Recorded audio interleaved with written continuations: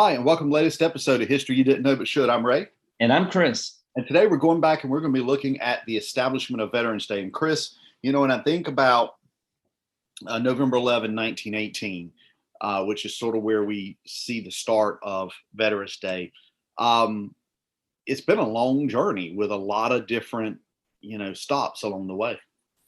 Yeah, that moment has been something that reverberates not just here in America, but all across the world as, we stop and give pause to those individuals that served in all of the many wars that America has been involved in. And we just say thank you.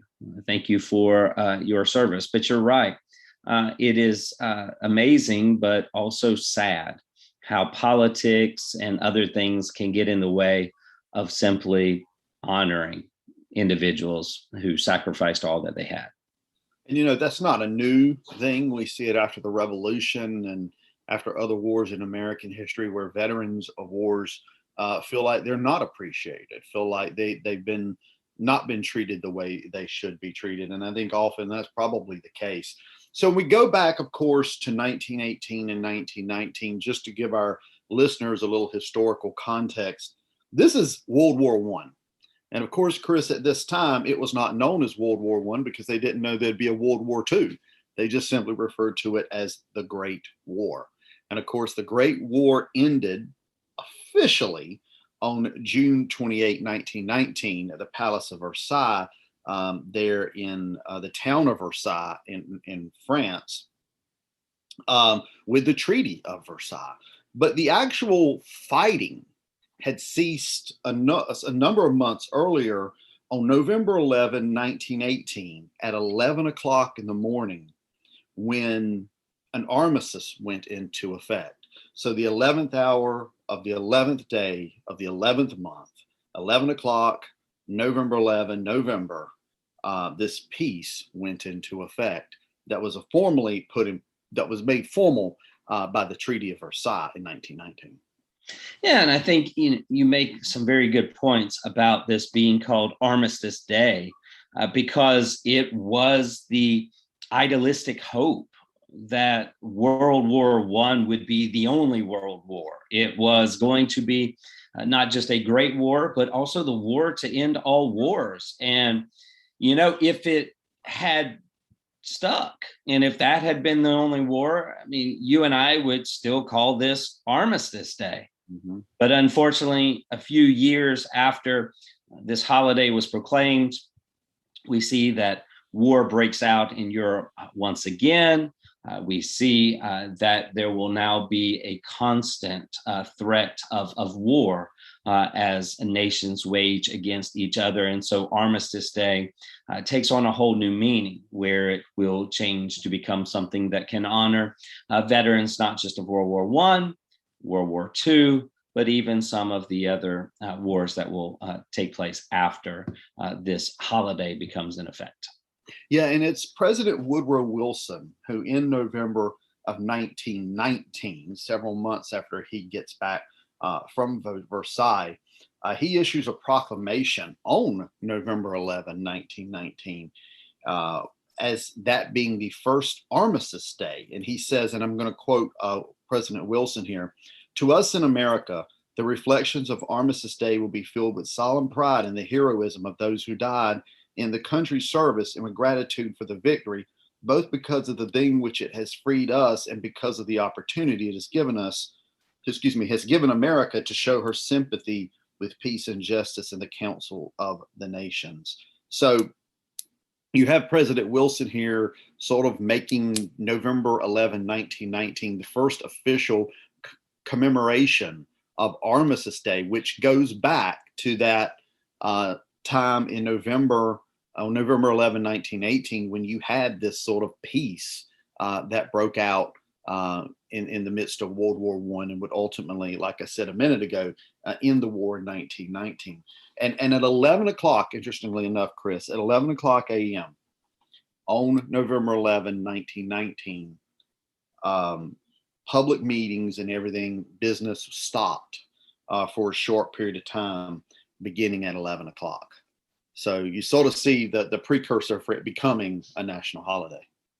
Yeah, and as time goes on, I think that the words of Wilson will remain, that it is an opportunity to show our sympathy with peace and to take that time and to remember all that has been done for the sake of world peace. And you go throughout the years here in America, and you've got presidents that are starting to amend it. They amend it from Armistice Day to Veterans Day, which takes place in 1954, which I believe with Dwight D. Eisenhower.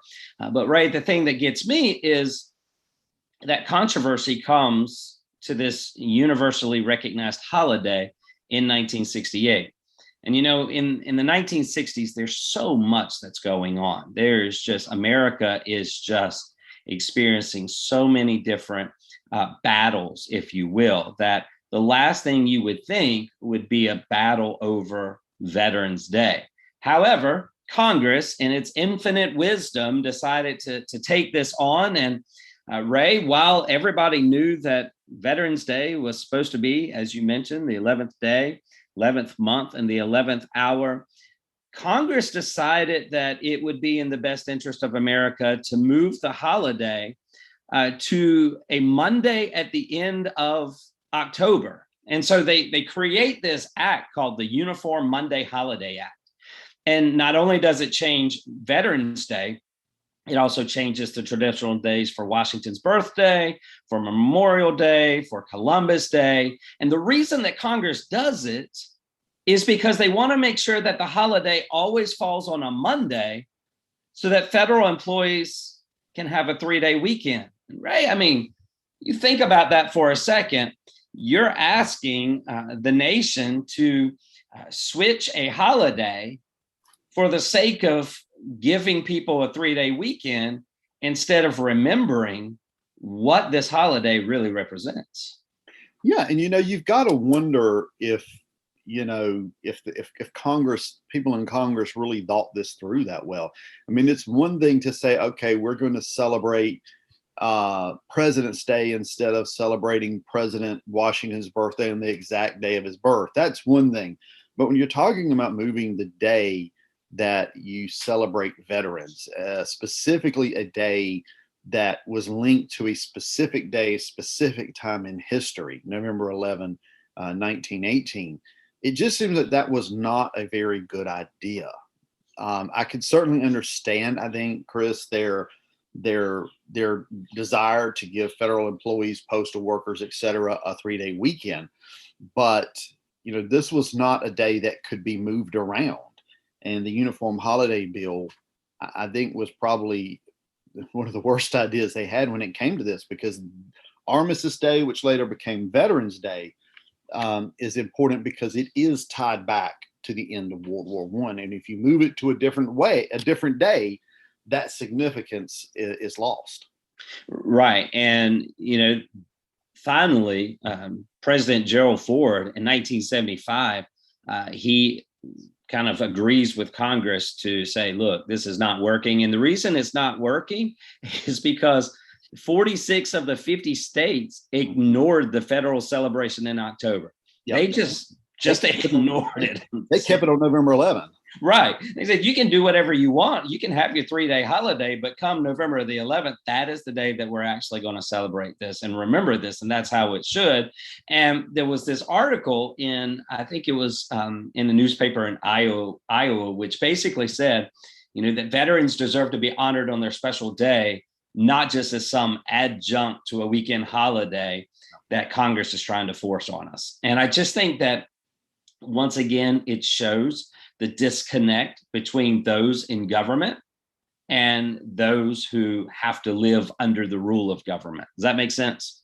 It definitely does. And it also, probably added to this idea that veterans weren't treated with the respect they should have been treated with. And not just the veterans of World War I, which you would still have had many alive at this particular time in 1968, but also veterans of World War II, veterans of Korea, and other wars at that time. So they did, as you said, in 1975, Gerald Ford signed a law which returned the annual observance of Veterans Day back to November 11. I think that was in 1978.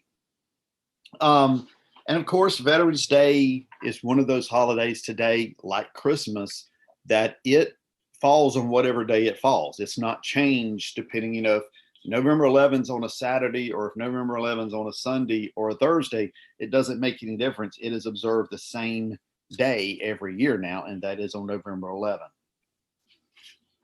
Yeah. And, as we think about the activities that take place every Veterans Day, I think, you and I, our thoughts immediately go to Arlington National Cemetery, where there is a wreath laying ceremony where the president and other dignitaries will go and visit the tomb of the unknown soldier. And Ray, I just believe that is a very sacred moment, and that's a sacred spot. And I found it interesting that this was the first year, I believe, in its history that individuals were actually allowed to, on Veterans Day, to actually go onto I guess you would say, the plaza of where those tombs are, and actually lay flowers. But it is such a place of being solemn and of just sacredness, I guess. And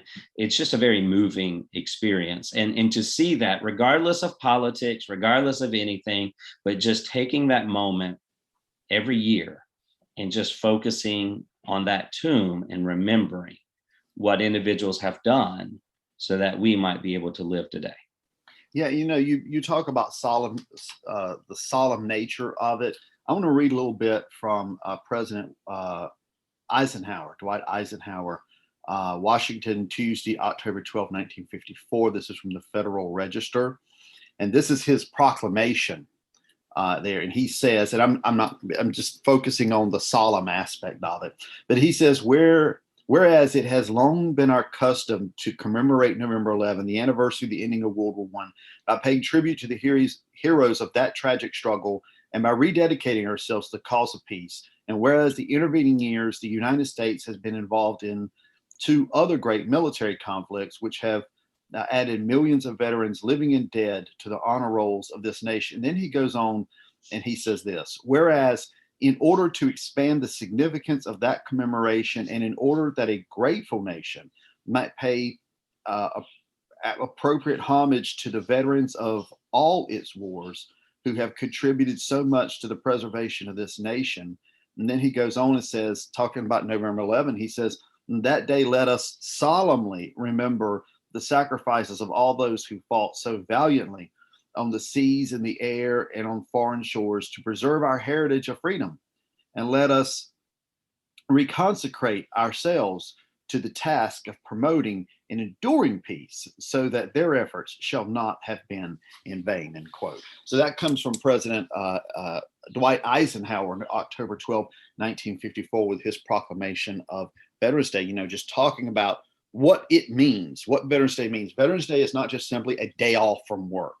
Veterans Day is a day to solemnly remember those living and dead from all American wars, from the French and Indian War all the way up to the War on Terror, to remember those who have fought to create the United States and to protect the United States. Yeah, and to give thanks. And to give thanks. I think the whole reason of pausing is, and that's why it's so different than any other holiday. Christmas is a time to pause on Easter, but let's just talk about Columbus Day, even Memorial Day, right?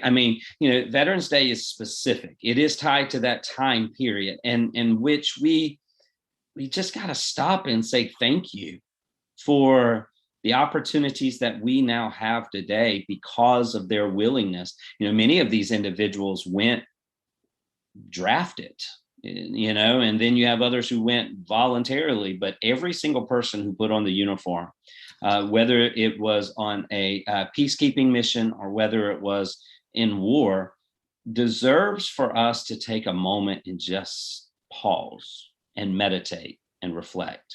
and say thank you.